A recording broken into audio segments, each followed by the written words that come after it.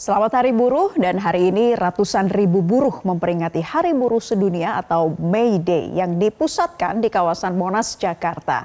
Ada sejumlah tuntutan yang disuarakan para buruh, mulai dari penghapusan outsourcing hingga perlindungan hukum yang lebih kuat.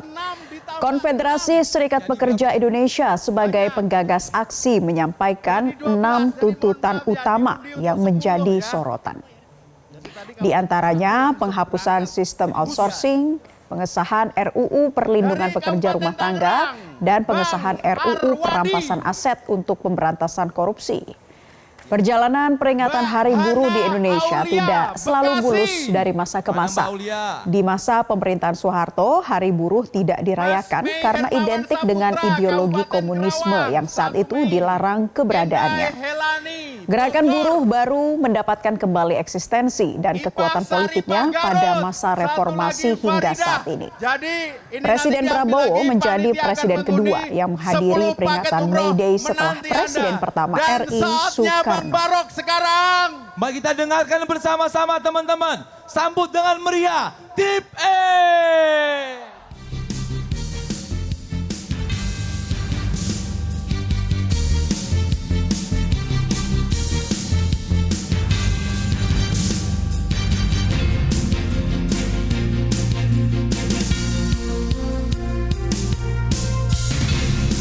Aulia, Bekasi.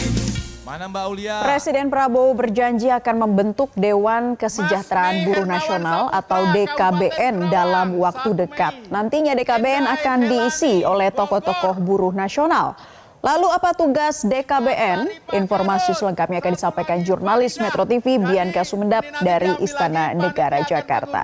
Bianca, apa tugas Dewan Kesejahteraan Buruh yang akan dibentuk oleh Presiden Prabowo?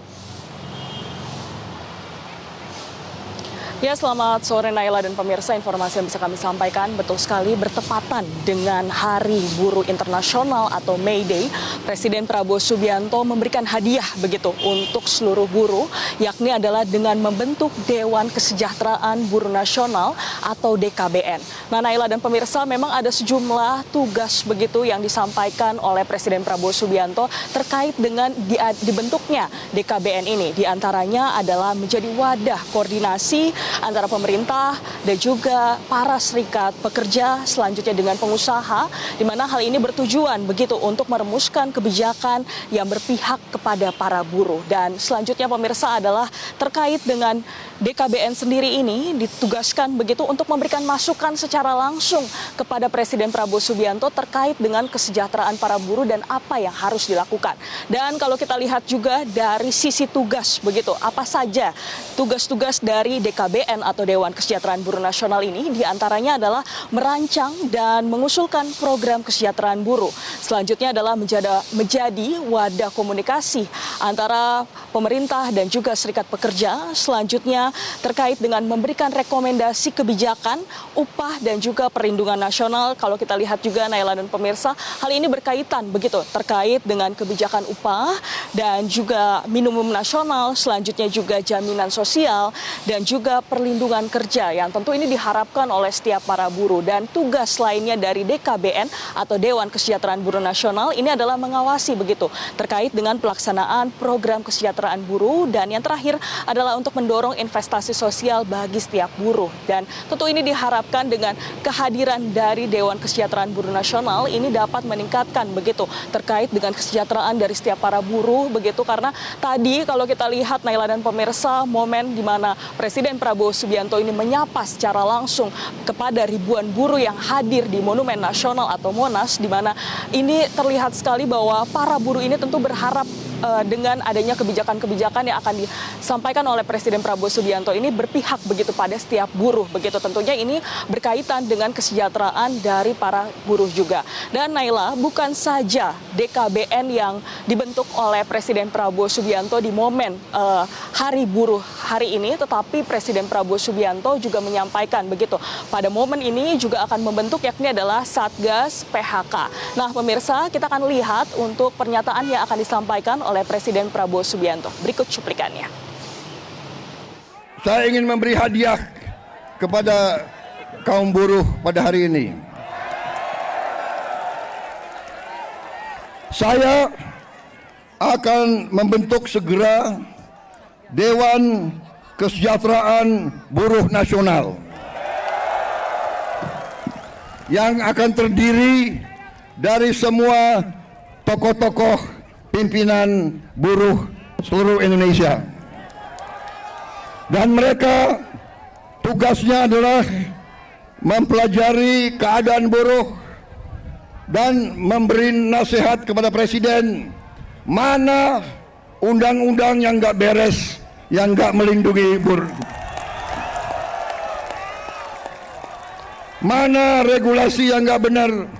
Mereka memberi masukan ke saya dan segera akan kita perbaiki, saudara-saudara sekalian.